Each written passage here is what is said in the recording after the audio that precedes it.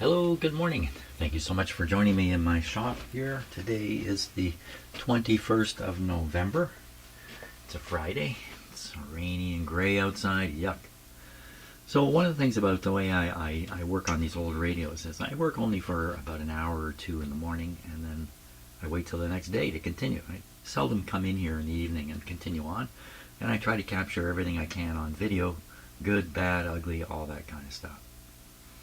So the fact that I have a long period of time to think about what I'm doing often means the next day I come in the shop I got new ideas and different ideas, and I've broken away from what I was working on.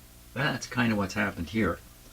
But I did come back in the shop yesterday evening, late in the evening, and I spent some time in here looking for the supposed defective capacitor that's up in this RF deck circuitry, and I went through this a couple of times very, very carefully. There appears to be absolutely nothing wrong with anything in here. But I took it out after doing some tests. The tests indicated a problem. Well, did they? I don't think so. On second thought, and this is often what comes a little late in the game, second thought only comes after the first. Looking at my wonderful schematic here. So I got a weird reading here, and I got a weird reading here. They didn't match the table of resistances. This one, I got 1700 ohms where I should have gotten 33K or 50K or something like that. Where do you get, this is where I made my mistake. I should have realized 1700 is not zero. 1700 can tell you something. How do you get 1700? Well, you can get there if you add 500 to 1000. That gets you pretty close to 1700. So what that tells me is I was measuring this resistances, or these two resistances in series, and this line here is grounded. Where? I don't know. That's what we want to try to find out today. So now I may have, to some degree, taken out this big part here that my cat is now studying for no reason. Well, I don't want it to be like that. There are some other reasons for having this part come out, not the least of which is these multiple wire connections that exist here. There's just a whole series of them that connect this circuit into all the capacitors up here. These wires are in bad shape. They need to be fixed up a little better, extended, or something better has to be done. I barely put that part in the last time I had the radio apart. The reason is I suspected I was going to take it out, and that is also one of the reasons why I didn't take the time to recognize that the 1700 ohm reading is really telling me something more than what I'm picking up on, because I already had in my head I was taking the RF deck out. Yeah, see, the problem here is that I'm a human being, and I think like a human being, and I have the problems of a human being. Not like this guy. He's got no problems. Right, Bert? No problem. What? Yeah, no problem. So, consequently, the problem that's causing the incorrect readings on the RF deck is probably deeper in the radio, and I'm going to have to go after it somewhere else. It's not up on top here. I got to turn this radio upside down. There's a bottom plate's got to come off, and then we got to go looking in there once again for the burned resistor, because the odor was very strong. So it wasn't a small resistor fire; it was a big one, I guess. So that's what I'm going to do. I'm going to pull this radio. I'm going to pull it. I'm going to lift this radio up, turn it over, and we're going to take the bottom plate off, and we're going to go hunting for a smoked resistor. See if we find it. You might kind of wonder what kind of treatment these radios got during their regular working life, and I would imagine it was pretty darn rugged. And I think there's some evidence of that right here. I don't know how well the camera's going to pick this up, but this area here, it's as if somebody took a hammer and banged on it. It's actually, done that all through here. This side too. So you can picture this part of the radio, which is the bottom back part, kind of being a heaved onto things and then shoved along like that. Yeah, these radios, they probably took one heck of a rough treatment at times. Which I guess is what they were built for, but still, you know, with vacuum tubes in them and the like. So I'm taking out these screws on the bottom, and then we'll get the bottom plate off. Can't seem to get away from doing dumb things here. So this is, you know, I should have done something else first before doing this, but we'll see what happens. What I had thought of last night, but failed to think of until just now, was I should continue with the tube pin resistance testing on the assumption that the problem is not in the RF deck where I thought it was, but it's somewhere else down in here, and I could have tracked it down that way. So I may still have to do that, but why not look for a burned resistor? I already see it. I already see it. Can you see it? It's pretty easy to see. Let me just move the camera here. There, I'll give you a chance. Not yet. Can you see it in here? Might be pretty hard on the camera because, you know, I'm moving around seeing things in 3D. Let me move the camera a little closer here. This might get a little awkward for me. Now you just look around in there. Can you spot any resistors that are burned? Okay, it's in view. You must have seen it by now. You must see it. I'll put it right in the center. It's right in the center of the shot now. It's this guy. He's fried right up. Now, why did you fry? Well, at least we see this. Now we can track down what has gone wrong. Okay, we got to figure out what resistor that is. Wait a minute, Jim, don't make a mistake. Is there anything else burned out in here? You know, normally it would just be one thing. You can see a couple of yellow capacitors where I've done my replacements already. 4 on the bottom here, 1 up on top inside an IF can. Well, I don't think there's anything else in here. So that was pretty. So good thing I took this. Good thing I didn't waste my time with that tube testing, or tube pin resistance testing.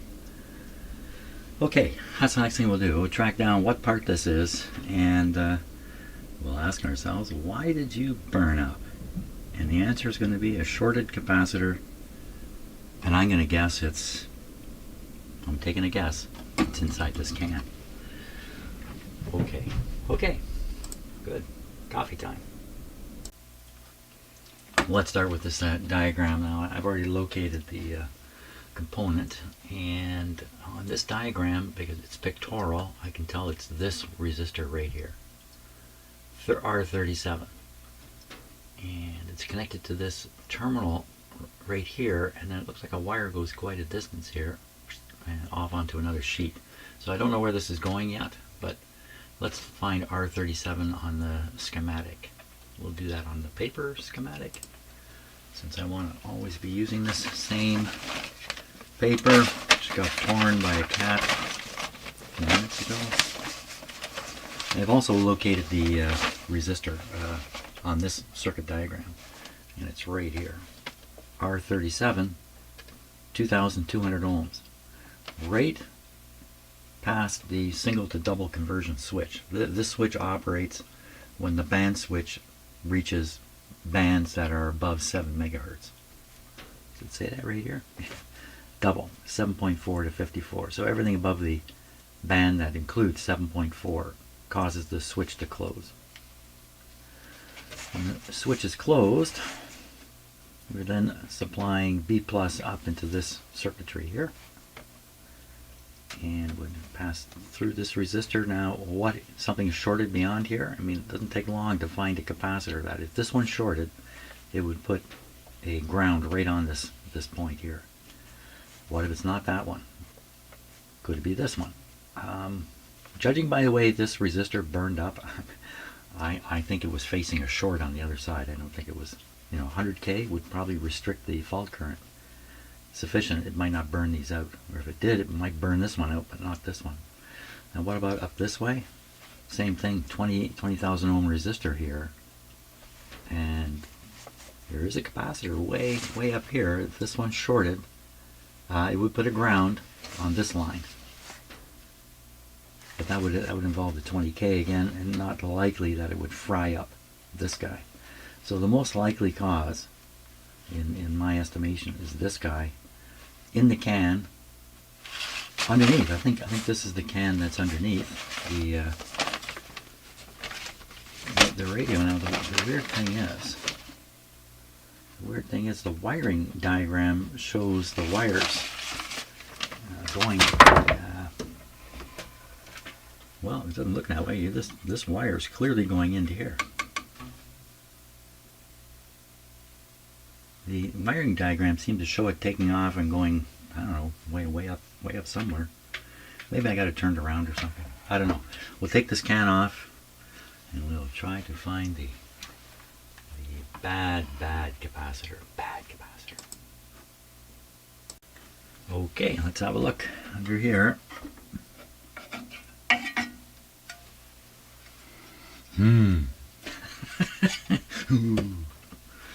But he's got a cousin right on the other side here. So one of these two guys, look, the wire goes straight to this. No. Does it? Oh, it goes to both. It goes to both.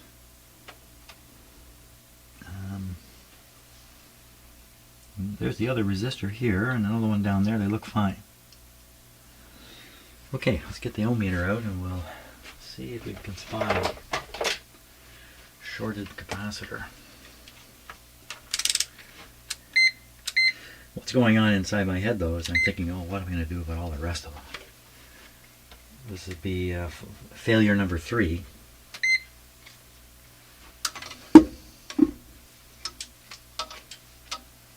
Who's the short? Who's the short?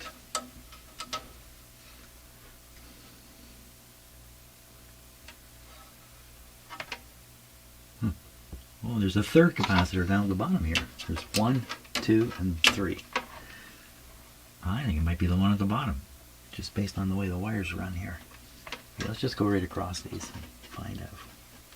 Can I get across it?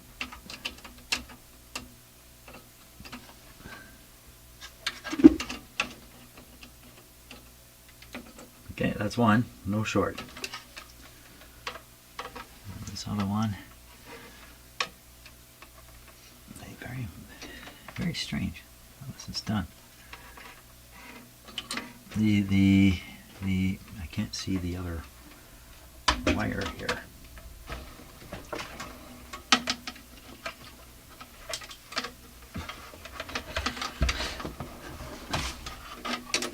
Good thing I've got a really good sense of humor, man. Like things I find funny, a lot of people don't find funny. I'm lucky.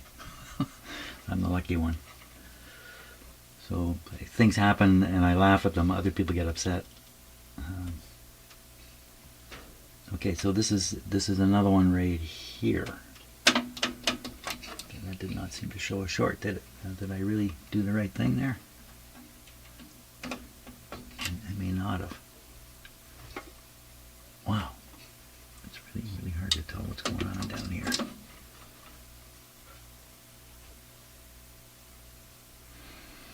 That might be going here. I think I had the wrong spot. From there, that will go over to here. Nope, still doesn't show a short. Okay, then this last guy. Okay, I can see the lead on this one.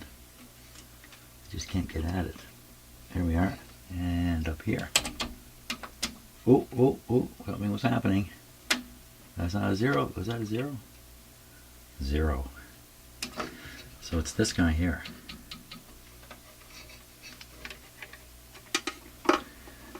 And it's almost certainly the one I pointed out on the schematic.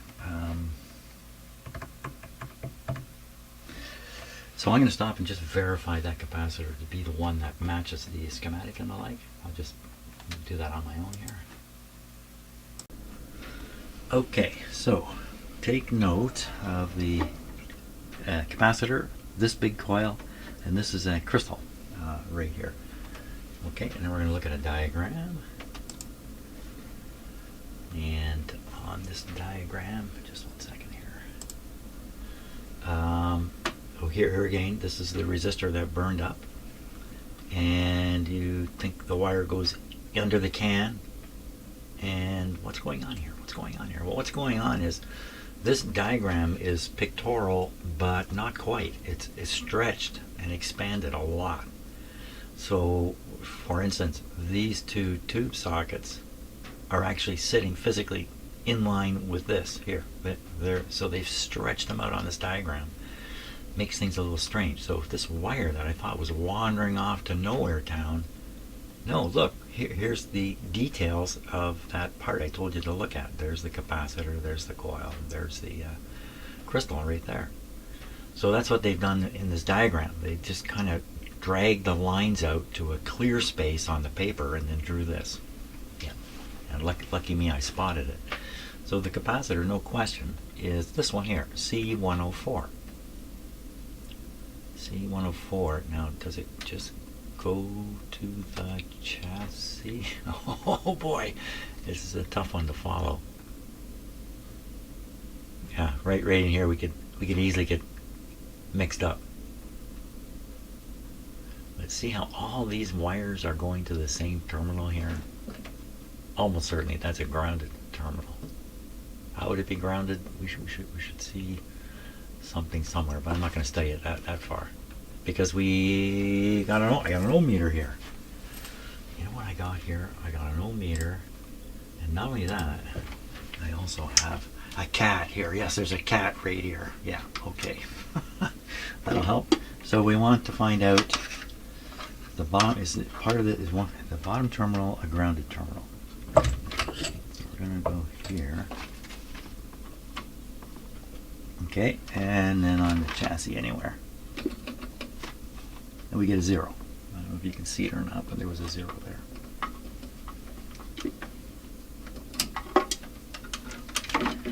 You troublemaker. You're the one that tore. Hey, you tore my schematic by jumping on it. No, don't get back on it now. Come on. Get off my schematic. Get off it. That's my threatening noises I use with the cats. Doesn't work worth a hoot, but it makes me feel powerful in the face of these cats. Well, okay, so this looks like this is the extent of it. This capacitor shorted, that resistor burned up, nothing else has happened in this radio. And if I replace that capacitor and put a new resistor there, this radio will operate. That's almost for sure. The question is, how much longer before another one of these capacitors fails? And that is not an easy question to answer at all. Like we could ask ourselves, like the ones that have failed, why are those ones failing? And I don't think there's a specific answer to that question. I don't have one anyway.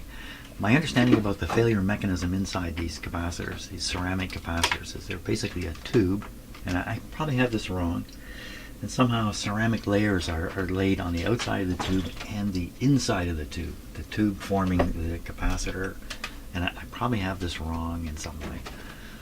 But the failure mechanism is that the ceramic cracks inside the capacitor, and then the crack allows a short to develop. It's not a very good explanation, but let's say that's the case.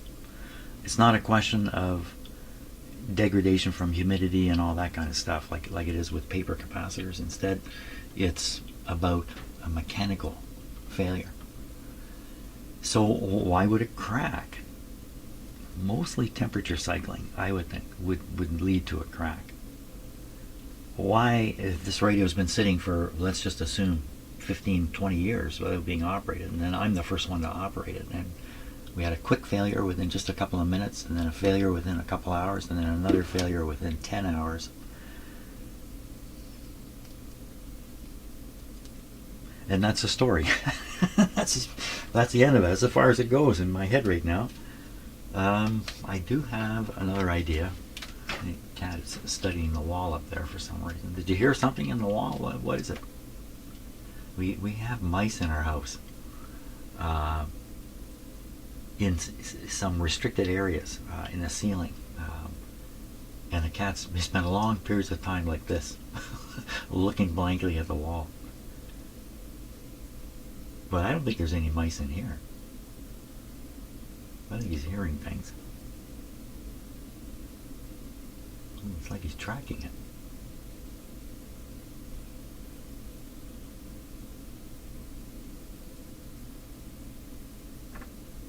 I don't hear anything. Don't look at me. I don't know what's up there. Okay, well, the great thing is he's preoccupied.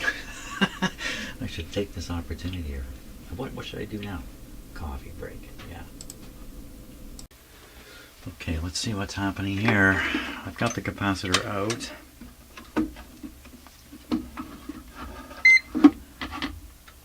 Here it is. I cut the lead off really short, but it's enough there. I think I can get the meter on. Check the meter. And look at this. It doesn't show a short.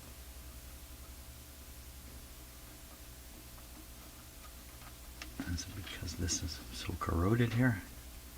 It's quite... there's no way that's...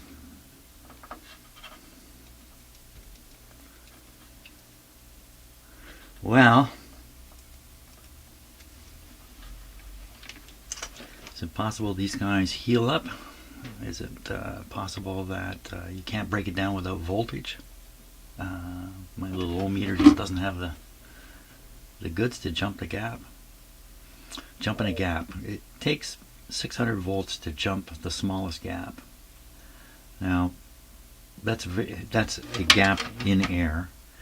If you have a gap, let's say this is not conductive. Let's say this is paper here, and you have a gap in contact with the surface. The difference is dramatic. So you, but yeah, doesn't even apply. So my problem here is this is a 0.02 capacitor, and although I just ordered hundreds of new capacitors, somehow I missed 0.02, and I bought no 0.02s, and I have only one one decent one here, and I've tested this one. It's perfectly fine. So I can put this one in. Can't test this radio until I've done something about the RF deck. So really, aside from this situation now, I'm not sure what to make of this. And what I'm talking about is a capacitor that I'm sure I tested it shorted while it was in the radio. Didn't I? Didn't I do that? Did I do something stupid when I tested it? Could easily have done that. The lead from the capacitor looked like it was going to a ground terminal down here, but when I went to remove it, turns out it's an insulated wire, snakes around and gets onto a terminal on this tube here. So it could be I tested the capacitor incorrectly and got a false notion that it was a zero, but it is the capacitor, isn't it? Isn't it the one? Isn't it the one? What was the number? Can't remember the number. It was it's on this page here. It was this one here. C103. What, did I make a mistake when I looked at this? Okay, I'm looking at this. Well, I can flip it over. You can look at it too. See my mistake clearly.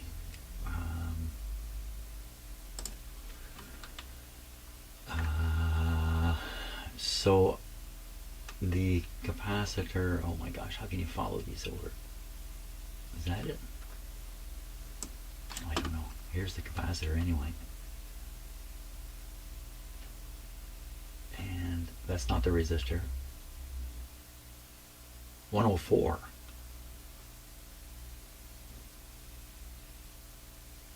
Oh. 103. This is the guy. This is the guy on the schematic. Let me look at the schematic again. Quickly here, just looking at it. Yeah, it'd be 103 is the one I would expect to be shorted. This one. Well, let's test this one again. Okay, very good. Well, it's not very good. So-so. Okay, so-so.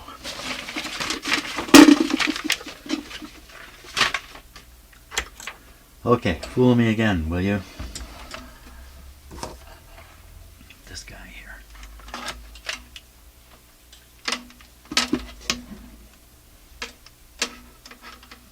Now, where's the bottom of that one? So I can see it clearly now. I removed the other one.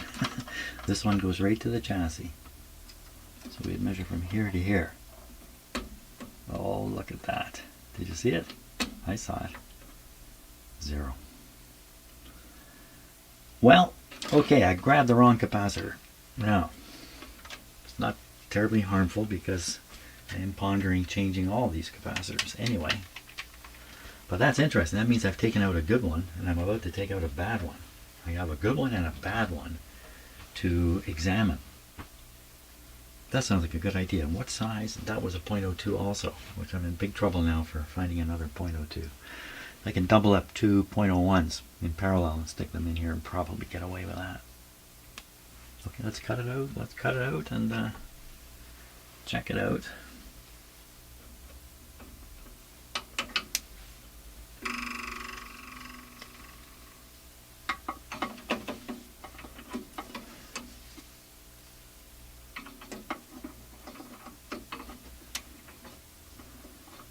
Just one wire, please. Okay. Let's check this. Let's use this one. What this guy will say, if this is well, it'll probably say defective component. It's probably what it'll deduce. Let's see. It's a smart little tester.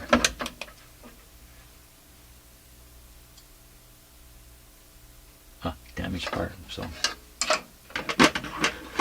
Pretty sure if you short these leads out, that's the response you get. Like if you do a test like this, you get that response. See? Resistor, 0 ohms. Okay, somehow it knows the difference. No AI in this, but sure seems that way sometimes. Okay, now we can keep these separate because the good one has stuff on it and this one does not.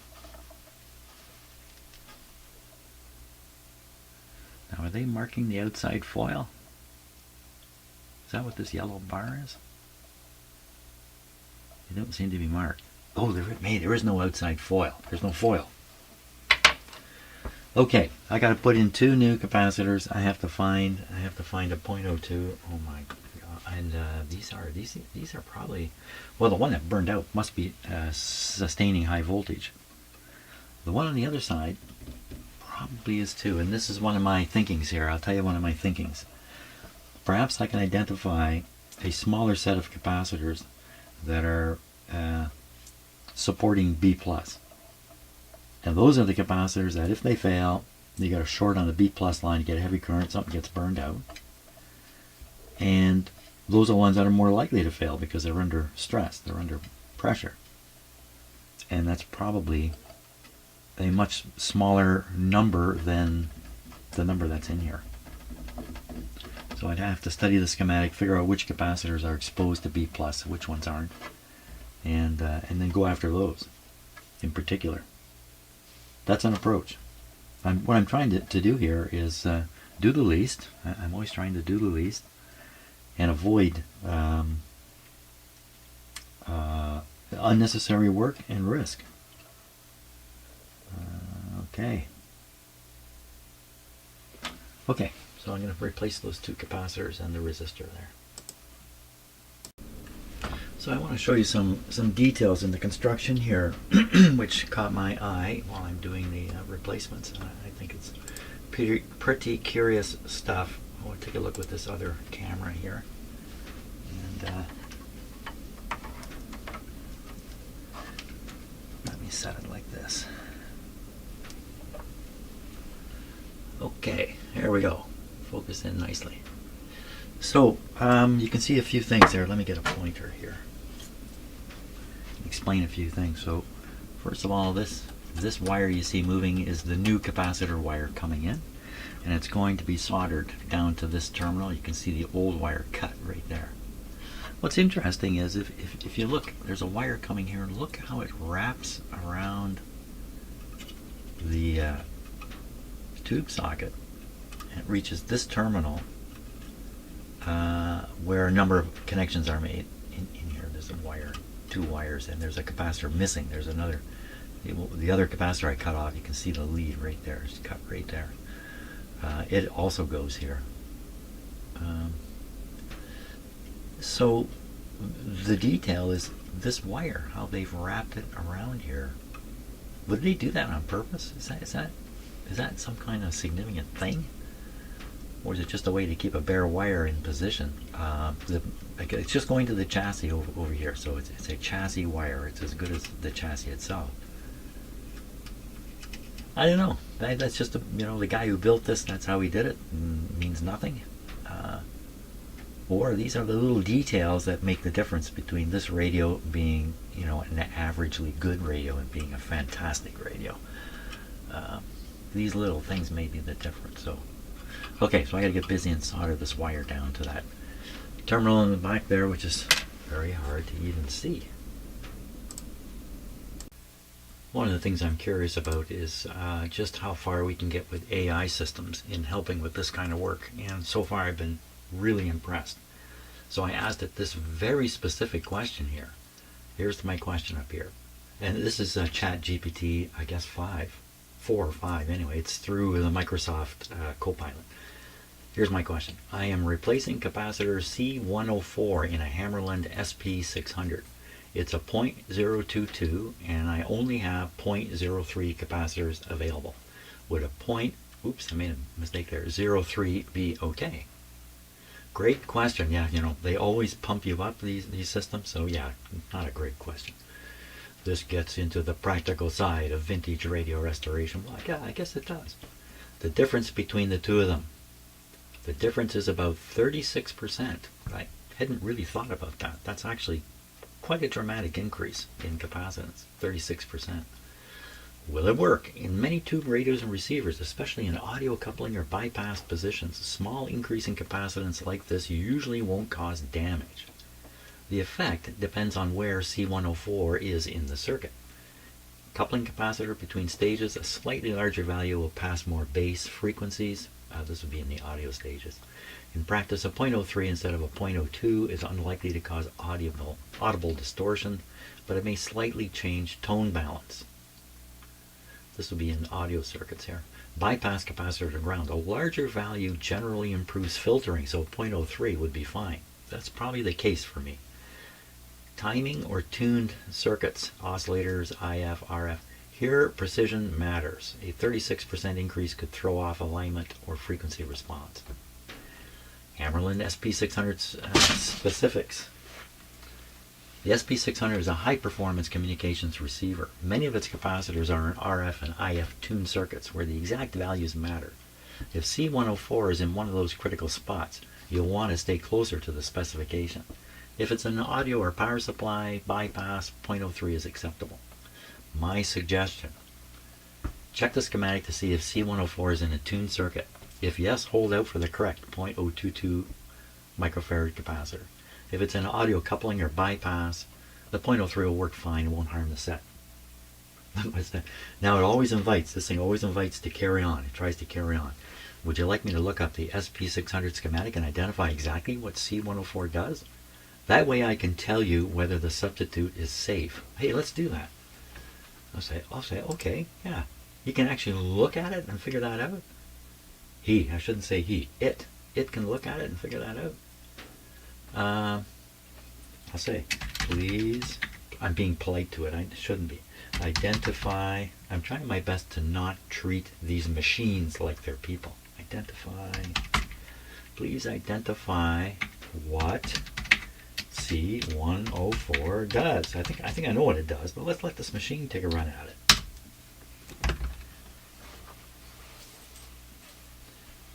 I thought the internet generally was a fantastic resource for doing this kind of work because of access to information, but this is going another level higher. Direct answer. In a Hammarlund SP-600 receiver, C104 is an audio coupling capacitor. No, it isn't. So here we are. The thing is going to be wrong. If it connects the plate of the first audio amplifier tube, 6SJ7, to the grid of the following audio stage, that's what it says it does. It, not if. It connects the plate. Well, it's looking at a different schematic, perhaps.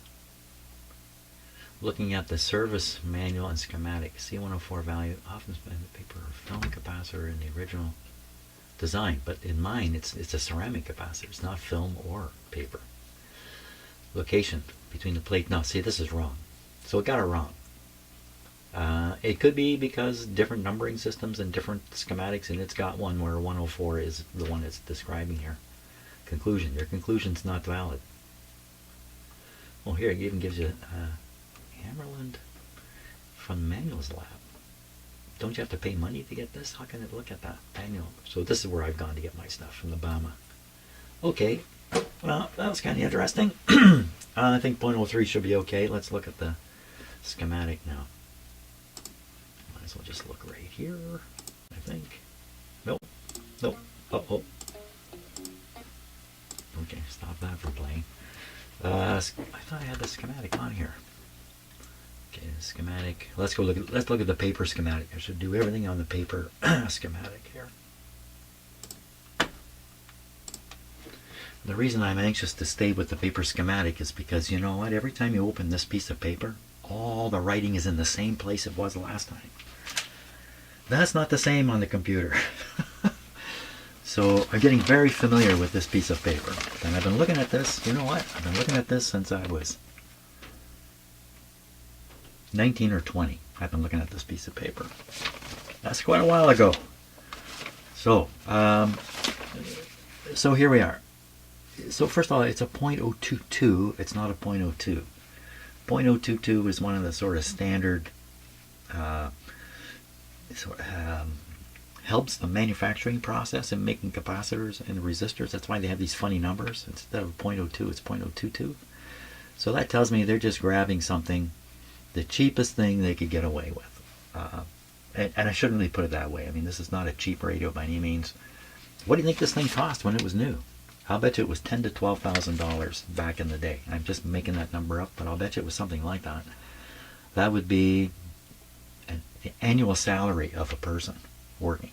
Something like that. That's how valuable this thing was back then. I can't imagine that putting a 0.03 in here is going to have any negative impact. If I thought of this a little bit earlier, I would have put a 0.03 here also. Because I don't have any 0.02s. And a 0.02 would be smaller than a 0.022 by a little bit. Okay, so I'm going to put a 0.03 in there. I'm pretty sure it's not going to cause any kind of problem.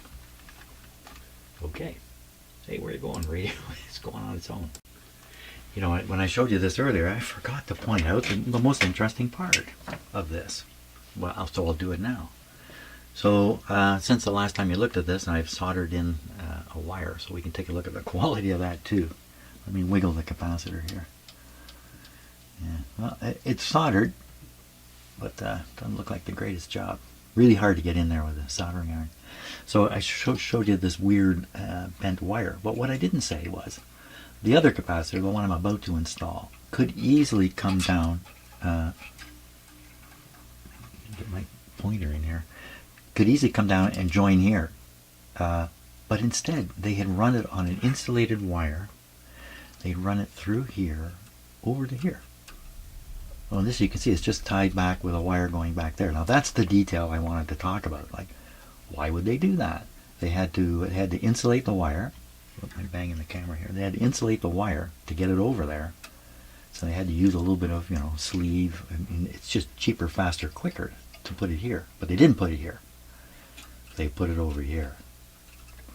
So those are the little details, I think, that make the difference between a super radio like this one and a junky radio like that little white one I worked on just before I had this in my shop. Okay, so I'm going to follow the pattern. I'm going to take the lead of the new capacitor. I'm going to wind it through there and hook it up to this terminal over here, just as they did it. On account of, whoops, what happened there? on account of, hey, I don't know what would happen if I made a little change. But those changes are very attractive, and in a regular radio, probably not a big deal. But and probably not a big deal in here. But if you want this thing to be, you know, the best that it can be, then that little tiny wiring issue is going to be part. And who knows what other little things there are in the back of this radio where they decided to put a component here instead of there, because here it works better than there. And some of this stuff could have been found out empirically when they were prototyping this radio and building it up to start actually manufacturing it. They could have sorry, something caught my eye there. It looked like something burned up, but no. They could have discovered a lot of stuff empirically while they were designing this. And then those things are in the radio, and they themselves might not even know. Like, once you figure this out, then you build everyone exactly the same. And it don't ever vary from it. That's a piece of string there, not a piece of wire.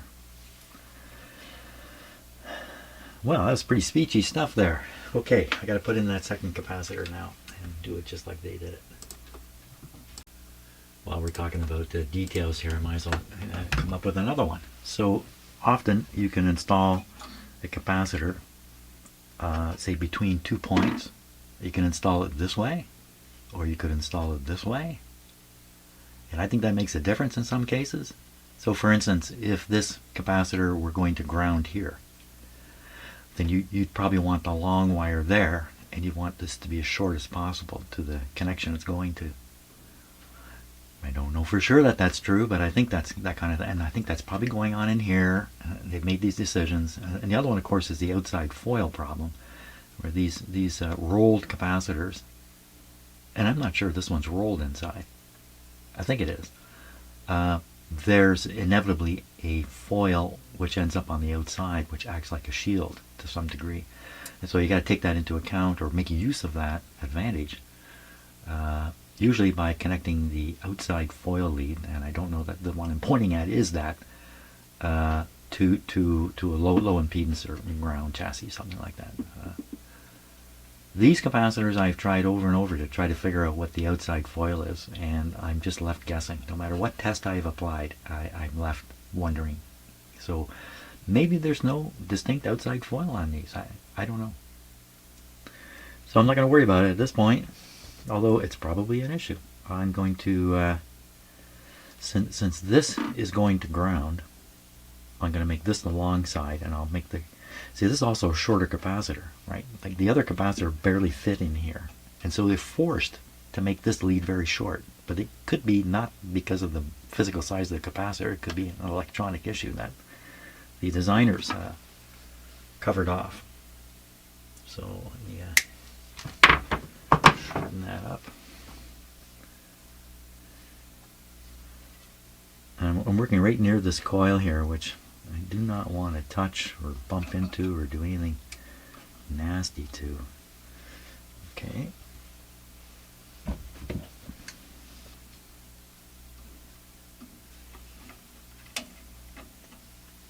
Just like that. Just, you know, when you're busy, you know, we can only look at one thing while we're working, by the way. Like I can only look at the end of the pliers here. What's happening with the other end of the capacitor wire and that? I can't keep an eye on it. That's where damage happens. Get the other ends flying around down there. Maybe the wires are very, very flimsy in here. I hope not. And normally I used to show this part of the work all the time on my videos, but I stopped some time ago because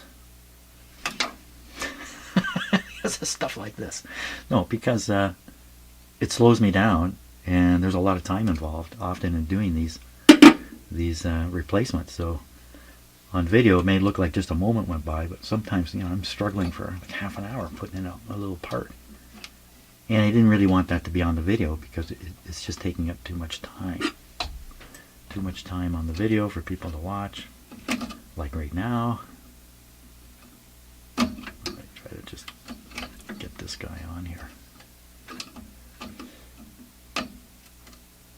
There he is. Okay. So I got one end on. I'm going to solder it right away because that'll stabilize the capacitor while I fiddle with the other end here. Just got to reset my soldering iron. So that's a technique I use quite commonly too when I'm doing this. I'll decide which end of the capacitor or resistor or whatever should be soldered first to help out with the process of putting in the part. Where's the solder? There we go.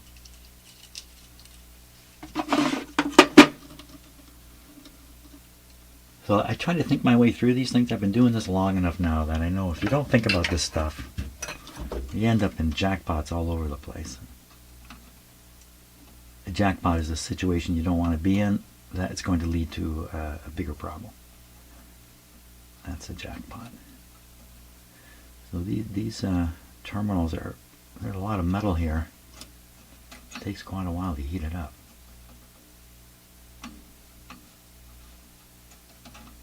Okay, she soldered in nicely, I think. Sorry, step in front of the camera there. Let me take a look.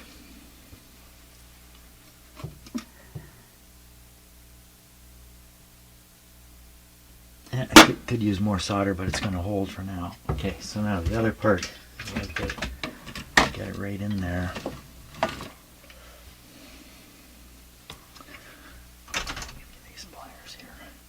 Some of these components have very heavy leads that are hard to manipulate, and others have light leads. This one's kind of in the middle of the road. So this is where I want it to go, right here.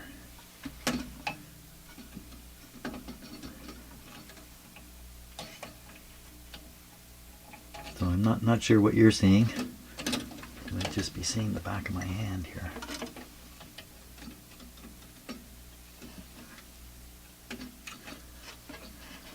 Soldered this up so high I can't settle the lead down as low as the original was. It's going to kind of come over the top here.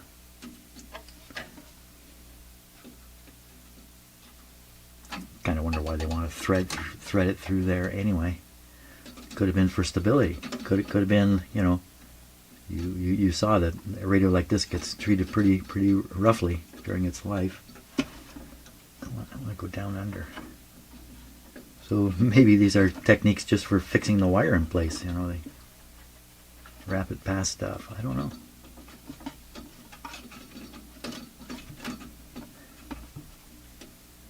I'm very impressed with this stuff. Of course, it's old stuff now, and modern manufacturing is impressive in other ways.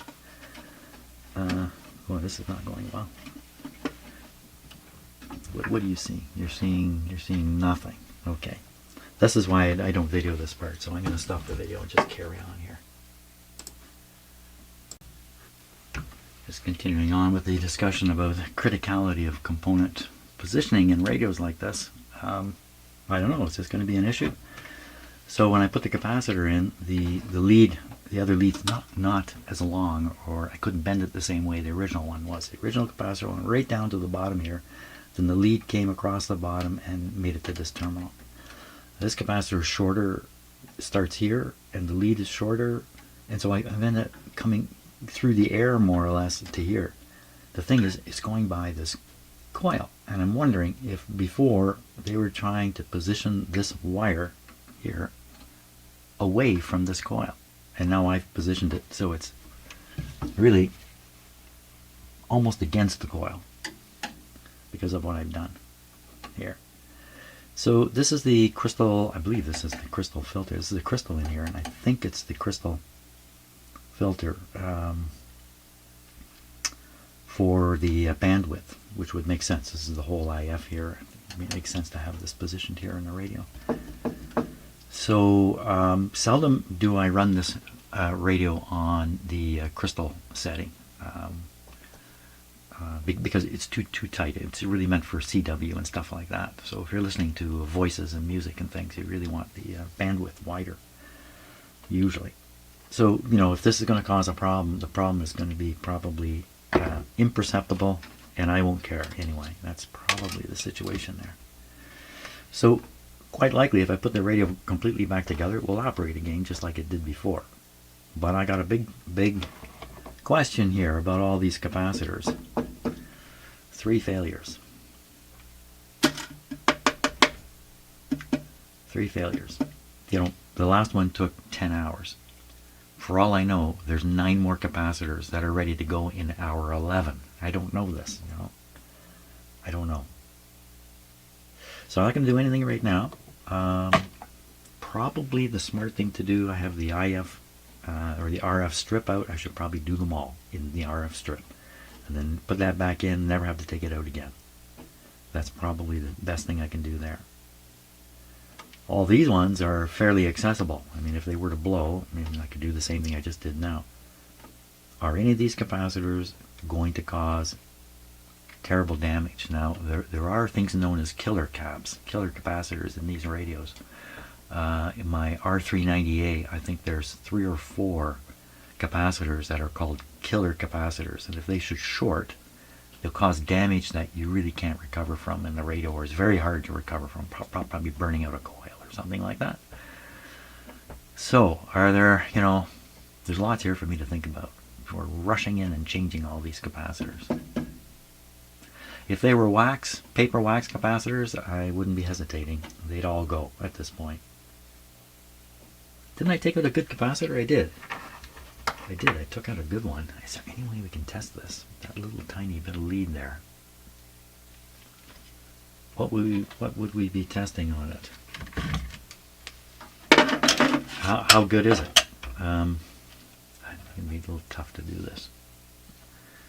I have to hold this onto the lead, which isn't very good. How am I going to do that and push the test button at the same time? Okay, you may not be able to see what happens here. Oh, can I clip it on there? Almost. Maybe this way.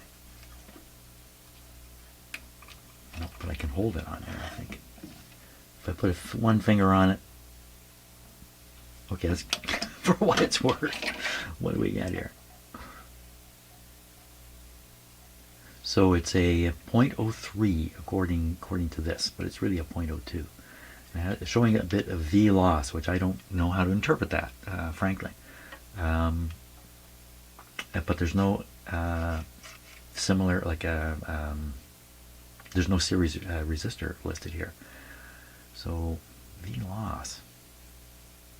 The 0.03 part, and it could be because, look at my hand. Maybe my hand is adding something to it. I don't know. But it didn't look like it had any kind of short or leakage. Let's do another test. Let's keep going now. I have to make a big decision about what to do with this radio. And I'm deciding, you know, what to do with my life, basically, because there's so much work in there. Let's put some high voltage on it as best I can, and we'll see what it says. We'll see what it says. I'm just going to go like this. Okay, so this is spring loaded, so how am I going to hold this and hold this at the same time? The miracle of 2 hands. Oh, I don't think this is going to work. I don't want to put my finger on it. Okay, well, that's kind of it. Pop right open. Can you believe it? Okay, we're going to go higher voltage here.